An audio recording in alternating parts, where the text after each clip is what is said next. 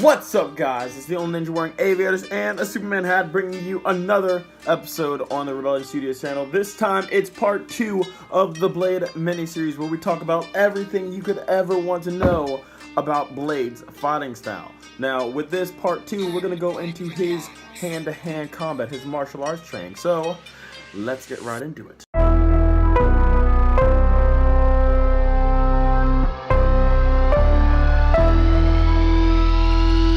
Blade was born in 1929, which means as of 2018, he'd be roughly 88 or 89, depending on when his birthday actually was. As to why that's important, he has had 90 years, roughly, of martial arts training. He's had the last 90 years to train and master many different forms of martial arts. So, let's see how many he's actually trained. There's so many that I'm going to use my list right here. There is boxing, capoeira, jeet kune do, kali, hapkido, jiu-jitsu, karate, kung fu, and ninjutsu. He has had basically one every decade for his entire life. That's how many martial arts this guy has mastered. So let's go into explaining what each of those are, because I know those can be kind of random names for some of you that don't know. So I'm going to go into a little detail, slight detail, because there's so many, of what each of them really are at their core. Now, I'm going to assume you guys already know what boxing is, considering that names like Ali, Tyson, and Mayweather are pretty much common household names right about now. You can't touch this. You can't touch this. You can't touch this. But just in case you don't know, I'm going to give you a brief rundown. Boxing has its origins in the ancient Greeks' Olympic Games. I'm talking back in 688 BC. But that is not the modern boxing that we all know and love. Modern boxing had started somewhere around the 1860s, which means Blade would have learned that type of boxing, considering he was born after it was, invented, almost an entire decade, half a decade after, which is weird to think about. But back on topic, the modern boxer is a tank, essentially. They hit incredibly hard, use almost entirely punches, but those punches pack so much power and brute force. It is astonishing, and boxers also are able to take a great deal of punishment in the ring. They are very skilled at what they do. Now, the 16th century was kind of rough for Brazil. I'm talking like really rough. A high amount of slavery was going on in that time, and it was so high that actually 40% of all slaves that went through the Atlantic Ocean ended up in Brazil. And so the slaves had to find a way to protect themselves, had to find a way to practice self-defense without being caught and, killed. So that's how capoeira came into existence. Capoeira is essentially an acrobatic dance used to hide kicks, punches, and other techniques in their dance moves. It uses momentum, speed, and power to deal devastating blows that come from very random locations. The point of the entire art is that it stays hidden, and so defending from an art designed to stay hidden, like during combat, is incredibly difficult. Created by Bruce Lee himself, Jeet Kune Do is not a martial art in the mainstream sense of the word. Now, a lot of people will refer to it as that because it is a way of fighting, a style of fighting, but it is the philosophy of fighting. It is the philosophy of how to fight and how to not stay in molds. I said, empty your mind. Be formless, shapeless, like water. Now you put water into a cup, it becomes the cup. You put water into a bottle, it becomes the bottle. You put it in a teapot, it becomes the teapot. Now water can flow, or it can crash. Be water, my friend. So the point of Jeet Kune Do is to have two things. Number one, not be limited to one style. Don't limit yourself to, only boxing or only taekwondo or only kung fu. Not limiting yourself will make you a better fighter. And two, the minimal movement to get the maximum effect out of that movement, making Blade able to use multiple different martial arts into his own style quite effectively.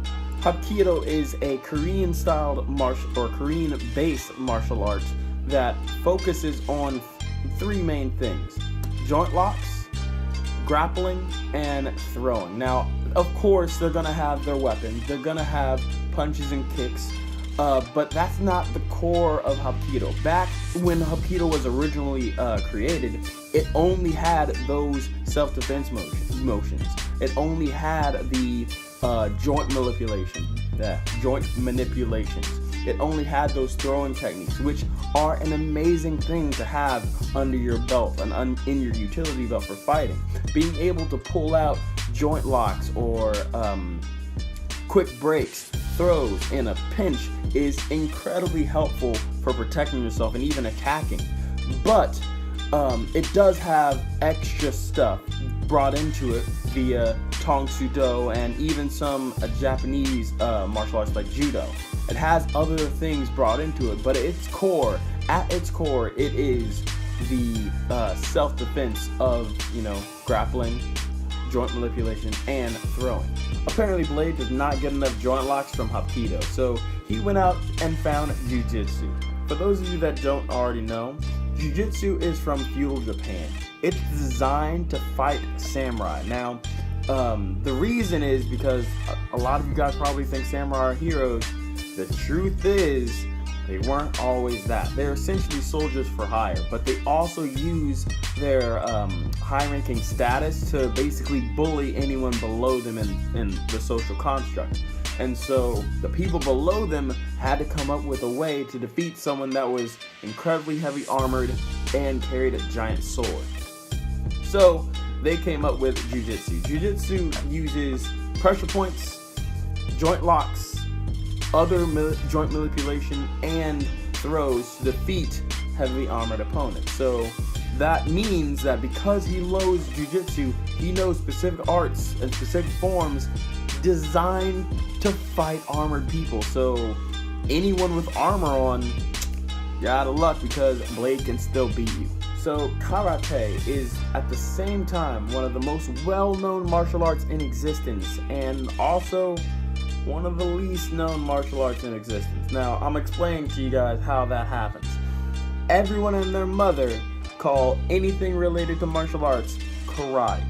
If you pick Joe Blow off the street and throw him some, people fighting, he's gonna be like, oh, do they do karate? That's not the case, guys. I guarantee you. Not everything you see martial arts related is karate.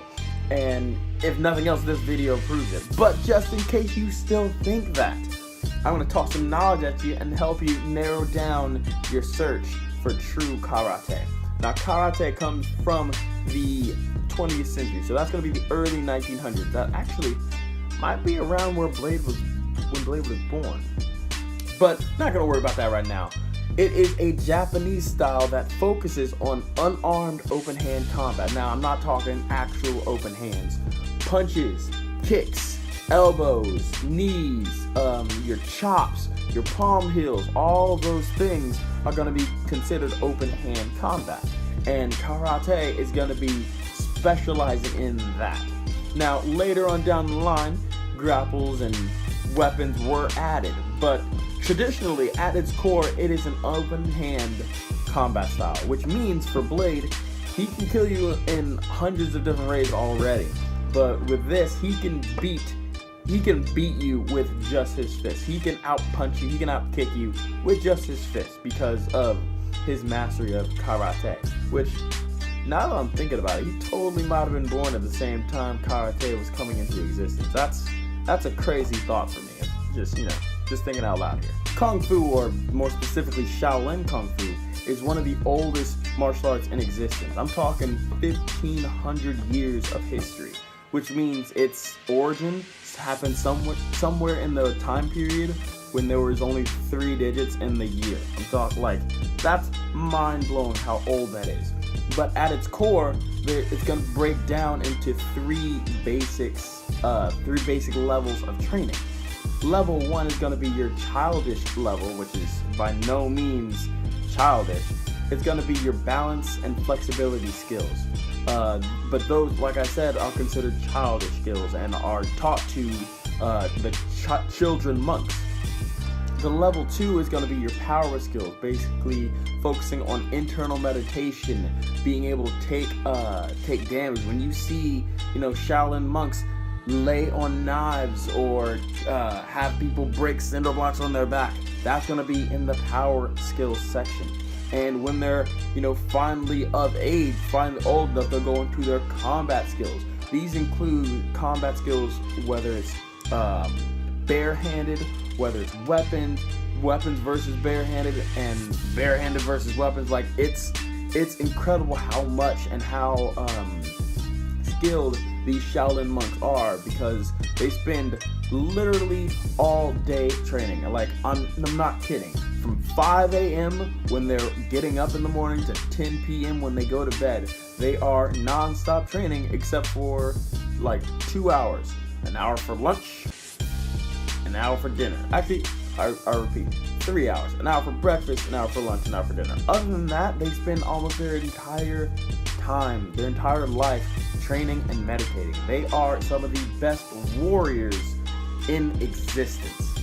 And Blade is one of them. Blade is not a monk, let me get that straight, but he has practiced Shaolin Kung Fu. And the only way to learn true Shaolin Kung Fu is to have trained with the monks for some amount of time. For most people, it is a relative lifetime. It is all of their 50 years, right? But for Blade, considering he is, his longevity, he's been able to master Kung Fu to a level of some of the greatest masters, but still have his young 25-ish body. That is an amazing feat that I wish I could have.